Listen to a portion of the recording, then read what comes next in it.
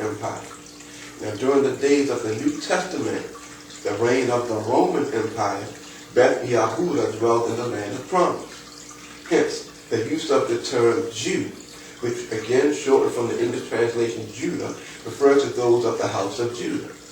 During their captivity, Beth Yahudah underwent changes during what many call the 400 years of silence. Now, the 400 years of silence are supposed to be the time period between the ending of the writing of the Old Testament and the beginning of the writing of the New Testament.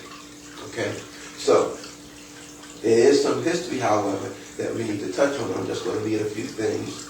Because during the Grecian Empire, there was an attempt, rather, to, well, actually not an attempt, the Greeks, under the leadership of Antiochus Epiphanes, they overtook the temple in Jerusalem. But then that prompted one particular family, the family of the Maccabees. You find that in some of your apocryphal books. The family of the Maccabees actually got together and they fought against the Grecian army, and they retook the temple at Jerusalem and they rededicated it. Now, when you do a research, that's where the whole observance of Hanukkah comes from. The term Hanukkah is a word in the Hebrew that means dedication. Now, all that took place was they fought, they succeeded, and they got the temple back in their possession. And as a result of them winning back the temple, they dedicated an 8-day period to giving honor to the Most High for allowing them to regain possession of the Holy Temple. And they called this particular observance Hanukkah. So there's nothing pagan about observing Hanukkah. However, there is some fallacy regarding the story pertaining to the miracle of the lights. Now, in none of the historical references that we read about the Israelites or the Jews regaining the temple didn't mention anything about a miracle. And the way the story goes, that they only had enough oil for one day, but the oil lasted 8 days, giving them enough time to make oil for the lamp. So that's why it became an 8-day festival. But there's nothing in the scripture to substantiate that particular miracle. So one of the things that we must keep in mind, where the word is silent about an issue, we also should practice being silent about an issue. And if we do observe Hanukkah, we observe it simply as a commemoration of the rededication of the temple to the Creator of the heavens and the earth. And that's as far as that goes. Okay? But we read a few things.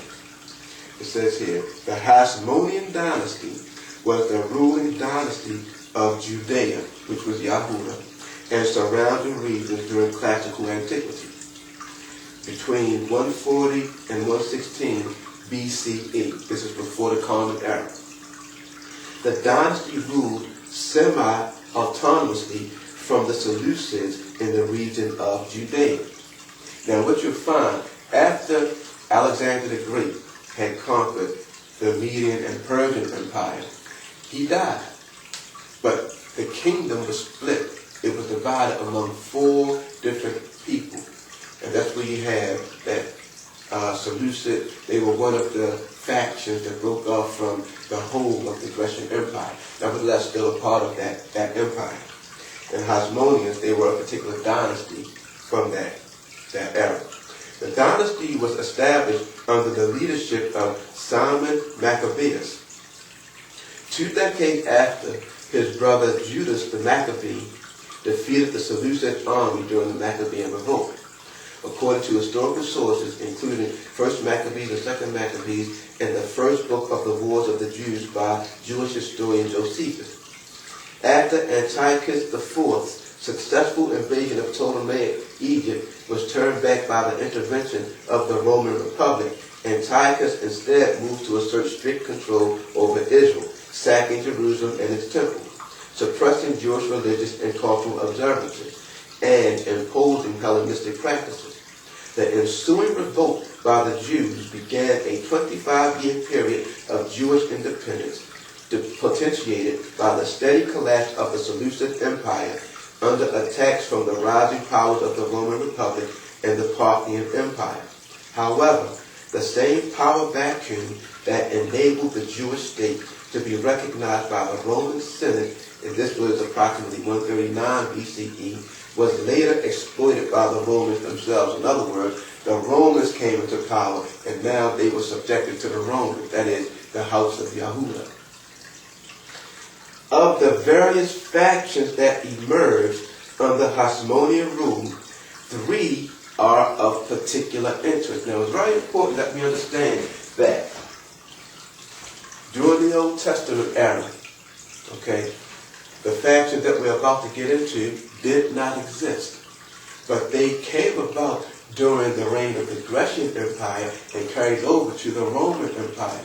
Now, another point that we want to make as well, when you look at the Israelites or the Jews during this particular period, historically speaking, okay, now you can use some sources on the internet at your local libraries to verify what I'm about to say.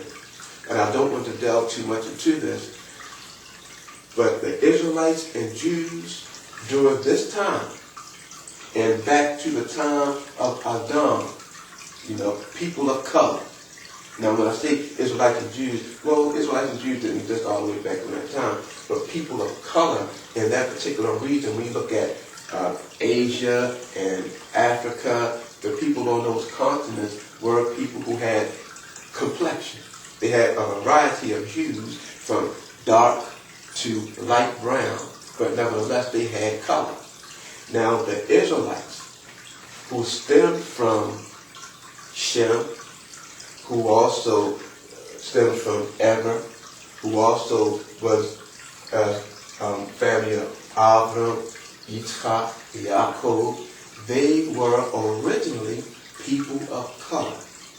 Okay? But something happened, and this is where we're going with this particular study.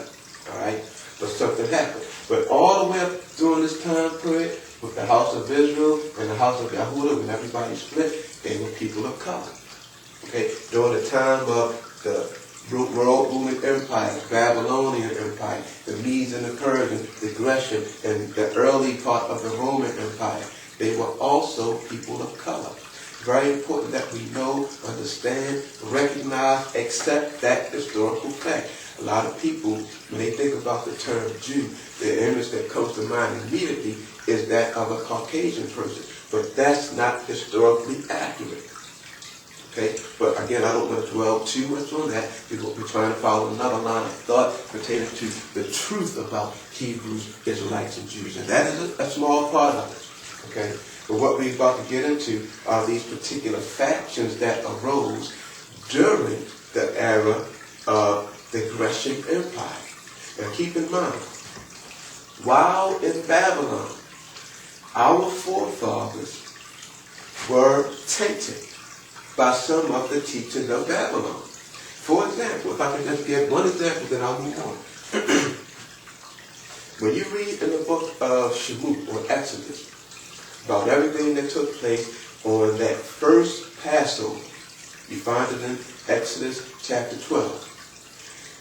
There are particular items that are mentioned in connection with Passover. You had the Pesach lamb. You had matzah, unleavened bread, and you had maror, or bitter herbs. Those are the 3 symbols of Pesach. But what you find among the orthodoxy, or the conservative, or the Reformed Jews of today, there are a couple other items that they actually added to the items pertaining to Passover. The question we have to ask ourselves, where did they come from? Where did these items come from? Okay? Now, one of those items in particular is what's referred to as the Passover egg. Now, what's interesting about that, not only is that not a part of what was given originally when Moshe was given the instructions pertaining to Pesach, but what's interesting about it is that there's another holiday that is observed by people today round about the same time during the spring. And that holiday is Easter. And there's also an association with that holiday pertaining to an egg. And if you do